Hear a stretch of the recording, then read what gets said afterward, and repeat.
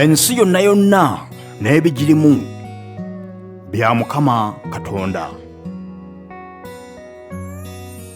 Ffe abantu, ensolo, ebinyonyi, ebirime, ebiwuka na buli kitonde kyonna kyonna ekiri ku nsi kuno, ensi yonna n'ebigijjuddemu ya Mukama Katonda.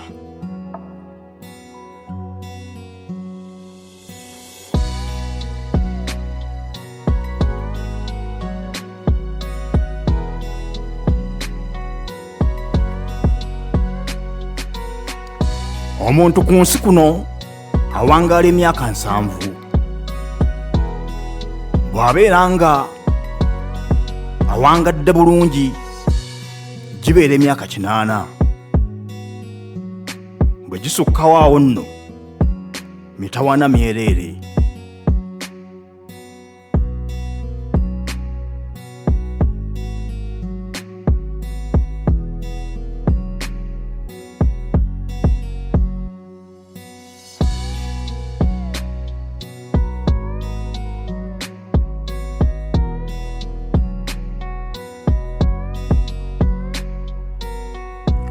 Ku nsi kuno Katonda yali yatutonda ng'ekigendererwa ekikulu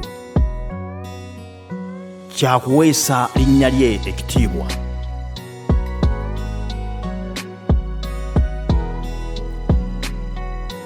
Mu mpisa yonna gye tuyisaamu tugendererenga nnyo okulaba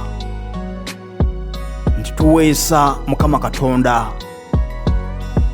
ekitiibwa.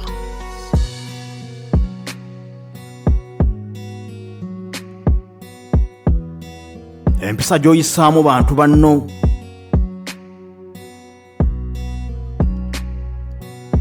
gyegenderezenga.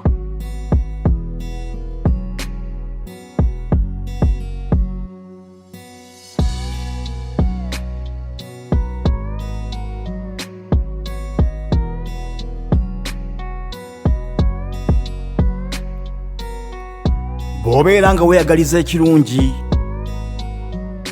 kyagalize ne muntu munno.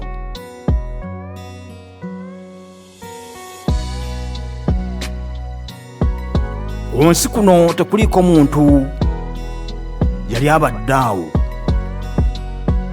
nga yeeyagaliza kibi. Ekyo tekiriiyo. Buli muntu ku nsi yeeyagaliza ekisinga obulungi. Kale bwe kityo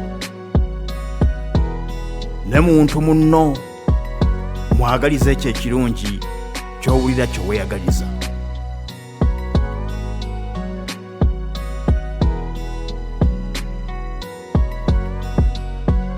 Okutta, obubbi,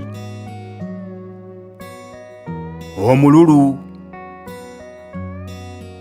n'ebikolwa byonna byonna ebigwa mu kiti ekyo tubyewale. Tuweese Katonda ekitiibwa. Amiina.